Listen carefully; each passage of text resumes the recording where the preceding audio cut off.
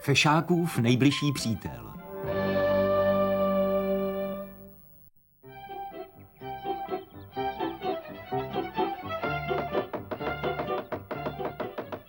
Tak vidíš, Kutile, konečně budeš mít místo na všechno svoje nářadí. Správně, taťko Šmoulo, konečně bude mít v domě místo na všechny mé moudrosti a citáty. Ne, díky, Koumáku, snažím se zbavit zbytečných krámů, ne je sbírat. Kde pak je Fešák? Slíbil, že přijde pomáhat. Panenko Skákavá, náš Fešák přichází. Promiňte malé zpoždění, ale nemohl jsem rušit Nitkovu uměleckou inspiraci. Tak co mi říkáš, Siláku? Je na mě krásný pohled. No všem Fešáku, ale můžeš mi podat to prkno? Co pak žádný šmůla neumí ocenit skutečnou krásu? Šmoulovi oči, dávej přece pozor, Fešáku. No vždyť dávám, Sašetko, dávám. Nestalo se vám nic? Nám ne, taťko Šmoulo, ale kůla je zničená. Ano, musíš se dívat, co děláš, Fešáku. Co pak můžu s těmi zrcátky sledovat něco jiného než sebe? A navíc chtěl jsem vám předvést svůj nový klobouk.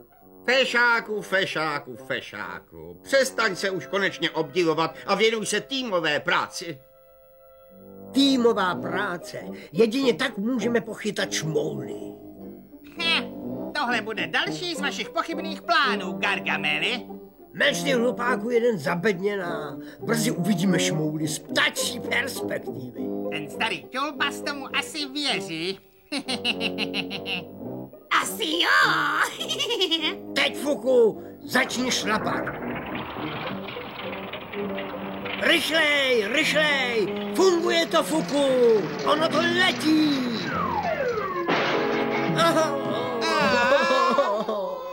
Milý Gargameli, chce to ještě vybrousit při stání? Zázrak přírody stále mě okouzluje. Škoda, přeškoda, že šmůlové neocení skutečnou krásu. Já ano. A kdo pak si? Osamělý radášek skříťa. Ale teď už vůbec nebudu osamělý, protože jsem si tě vybral za svého věrného kamaráda. Vážně? Takže ty mě doopravdy vidíš tak, jako se vidím já sám? No jasně, jsi přece nejkrásnější. Díky, že ti smím držet zrcátko, je mi velkou ctí. Já vím, docela a úplně tě chápu. Jo, Fešáku, šmoulové mají štěstí, že na tebe můžou koukat. Máš pravdu, raději se ihned vrátím do vesnice. Konec konců je nemůžu připravit o to potěšení dívat se do mé tváře. Báječný nápad, Fešáku, skutečně. Mohli bychom jít spolu, jo? Co to vyvádíš? Nevidíš, že mi v zrcátku stíníš? Chci být co nejblíž u tebe, Fešáku. Ani jeden z nás už nebude sám. Máš pravdu, Skříťo. Hned šmoulům předvedu nového přítele. Skříťa je můj nový kamarád. Vždycky se mnou souhlasí.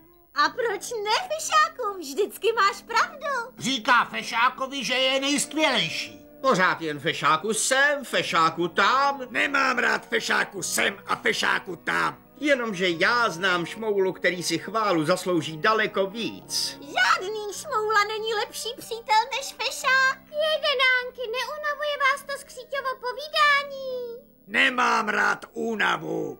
Mně ne, ale unavuje mě pořád ho jenom nosit. Můžeš lézt dolů, Skříťo. Ale to já nemůžu, Fešáku. Co to znamená? Jsme nejbližší přátelé, Fešáku, nechápeš to? Teď už budeme všechen čas trávit jen spolu. Musím se Skříti nějak zbavit, taťko Šmoulo. Ještě by mi mohl ovlivnit držení mého pružného těla. Nemám rád držení těla. Slyšel jsem o malinkatých rarážcích. Když se na někoho upnou, mají sílu 20 šmoulů. Správně, když někoho najdu, pevně se držím. A ty jsi to nejlepší, co mě potkalo, Fešáku. Co pak budu věčně toho raráška nosit na hlavě? Snad ne, Fešáku. Možná, že najdu v knihách lektvar, který Skříťovo sevření uvolní. Neposlouchej ho, Fešáku. Já už se od tebe nikdy ani nehnu. No, to mám tedy štěstí. Žádný strach, Fešáku. Skříťa neodolá mým košičkům s jahůdkami. No moment! Velký šmoulo, ten mrňous ale má chuť k jídlu. A ví, co je dobré? Nechtěl bys taky, fešáku? Rád se rozdělím se svým kamarádem. Ovšem, skřítě, já vím. Funguje to, Fuku, funguje to. Říkal jsem ti, že týmová práce všechno usnadní. No jistě, Gargameli, je to skvělý. Au! Rychlej, Fuku, rychlej. My totiž po těch ohavných šmoulech skočíme. Když myslíte Gargameli? Zpomal, Fuku.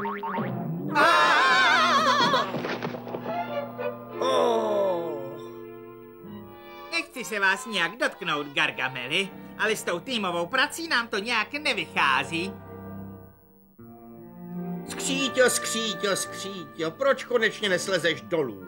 Daruju ti svou knihu s věnováním Život génia, příběh šmouly Koumáka. Ticho, Koumáku, nebo vážně nesleze nikdy. Já neslezu tak jako tak. No řekněte, co pak je něco hezčího, než trávit čas se svým nejbližším přítelem? Co takhle chviličku soukromí, a? Klid, fešáku, můj nový svedák zcela jistě skříťu odstraní. Pojďte všichni, musíme ho pořádně držet. Dobrý, kutěle, už můžeš.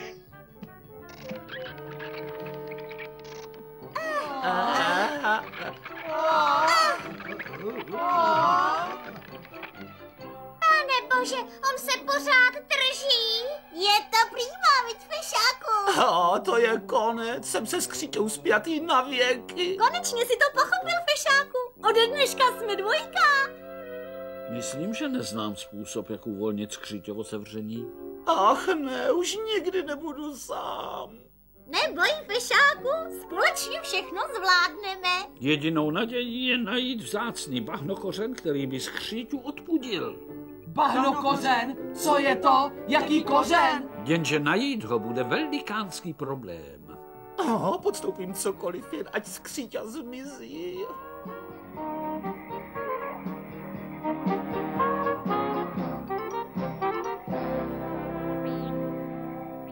Sem já tady nejdu. Bahnokořen musíme hledat všichni, fešáku. Ale když tam vlezu se skříťou, mohl bych jít dolů ke dnu. No dobrá, fešáku, počkej tady, my budeme hledat bahnokořen. To byl dobrý nápad, fešáku. Konečně se spolu trošinku užijeme, bude legrace. Tentokrát, Fuku, už vezmi týmovou práci na vědomí. Když to neuděláš, vymyslím ti sólovou práci v kuchyni. Jak chcete, Gargameli? Šmoulové nemají šanci utéct, až je pocákám svým blátolepem. Ještě jsme nehledali tady, taťko.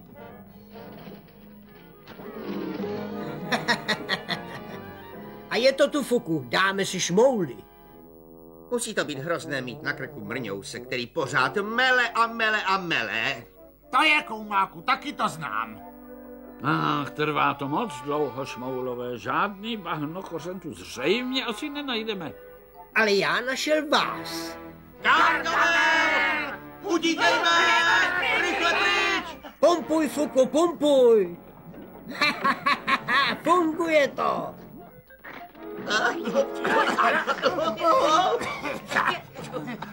Já se nemůžu hýbat. To je smůla, co?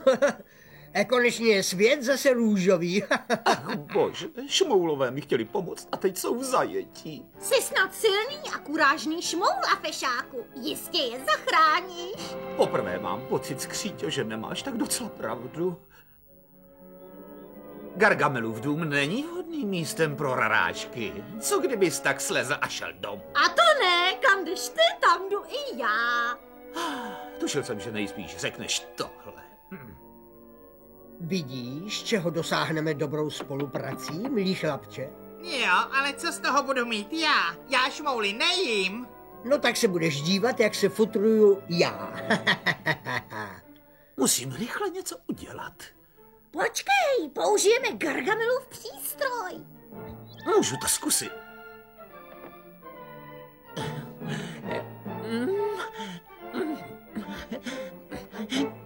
Nikdy své kamarády nezachrání. Mýlíš se, fešáku. Opravdu, Skříťo? Já to zvládnu. Mňau. Je tu další šmoula, na něj fuku! Honem, Skříťo, honem! Počkat, jsem celý zalepenej. Já taky. A jde to?